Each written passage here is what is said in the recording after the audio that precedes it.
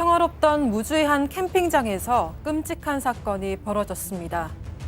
30대 부부가 안에서 쓰러진 채 발견됐는데요. 하지만 더 충격적인 건 현장에서 발견된 그들의 마지막 메시지였습니다.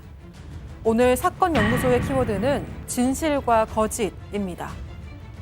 자, 죽어서도 복수를 하겠다. 2018년 무주군의 한 캠핑장에서 발견된 30대 부부의 유언이었습니다. 네, 그렇습니다. 말씀하신 것처럼 2018년 3월이었고요. 무주군의 캠핑장 카라반, 그러니까 큰 천막처럼 쳐 있는 그곳에서 30대 부부가 쓰러진 채 발견이 됐는데 이 아내는 현장에서 사망을 한 상태였고 남편은 병원으로 옮겼지만 안타깝게도 끝내 사망을 했고 스스로 이제 극단적인 선택을 한 흔적이 발견이 됐습니다.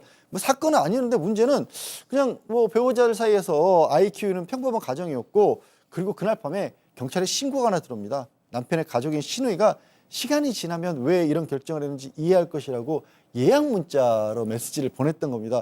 유서를 보니까 1년 전 일 때문에 힘들다.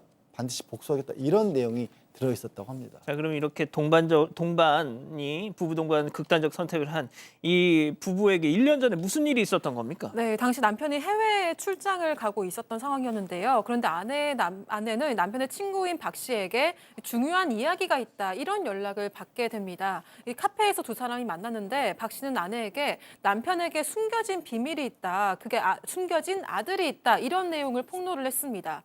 아내가 당황해서 카페를 나섰는데 박 씨는 이 아내를 자신의 차량에 타도록 유도를 했고요. 이후 차량 안에서 박 씨는 지인들과 스피커폰으로 통화를 하면서 내 앞에 있는 사람이 말을 안 듣는다. 내가 흉기를 들고 있는데 어떻게 할까? 이런 협박성 발언을 했습니다. 또 다른 지인에게는 내가 남편에게 흉기를 휘두르라고 하면 너는 어떻게 할 거냐? 이렇게 물으니까 해당 지인은 내가 처리해야지, 이런 대답을 했다고 해요. 심지어 박 씨는 차량 안에서 아내의 뺨을 때리는 등 폭행까지 저질렀습니다. 또 5일 동안 가족을 해치겠다는 협박을 지속하고 만남을 강요를 했고요. 결국 한 숙박업소에서 친구의 아내를 강간하기에 이르렀습니다. 그래서 아내는 2017년 4월에 박 씨를 강간 혐의로 고소를 했습니다. 아니, 이 남편 친구 박 씨라는 인간은 뭐 하는 놈이에요? 자, 지금 이 박 씨 충남 이 지역에서 조직폭력배 출신이라고 합니다. 그렇기 때문에 이게 피해자 아내가 박 씨의 협박이라든지 이런 것들에 속수무책으로 당할 수밖에 없던 상황이고요. 이 박 씨하고 남편이 30년간 중무고인데 이 사건 전에 이미 틀어진 상태였는데 이 강간 고소를 했는데 이 성범죄에 대해서는 전면 부인했고요.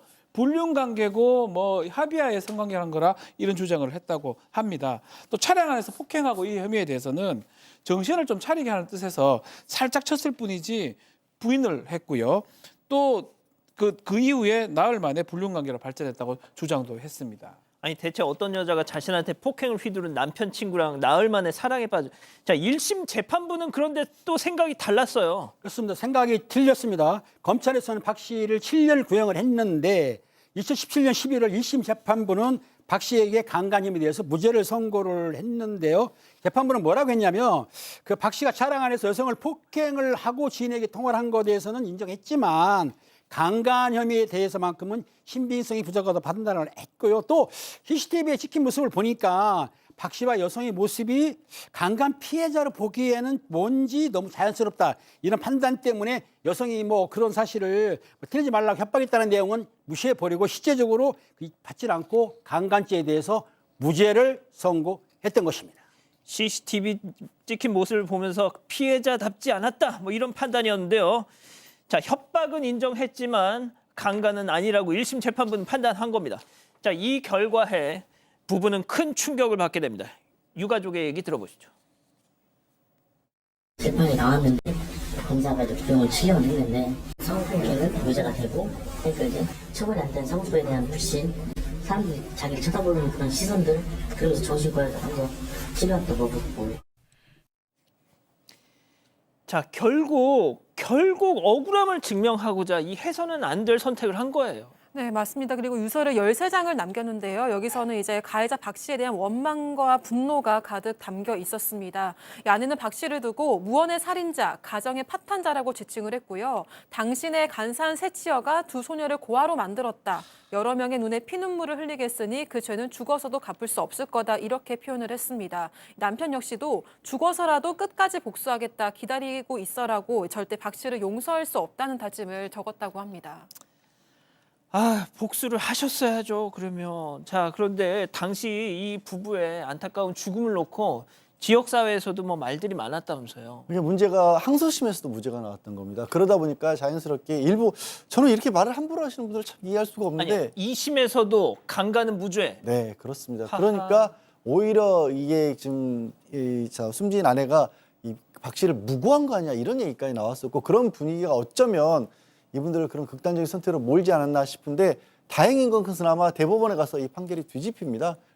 파기환송심에서 박 씨에 대해서 유죄가 나왔고요. 4년 7개월형 이렇게 따지면 징역형도 굉장히 낮습니다만 어쨌든 재판부가 이렇게 봤어요.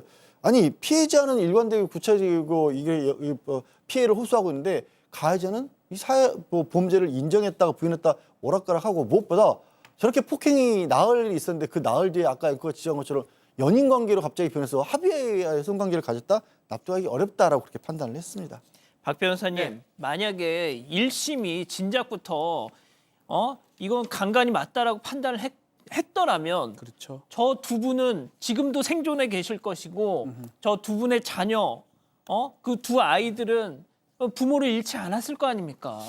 그게 뭐 극단적 선택을 하게 된 뭐 무죄 때문에 했을 거라고 추정이 되는 그런 부분 아니겠습니까?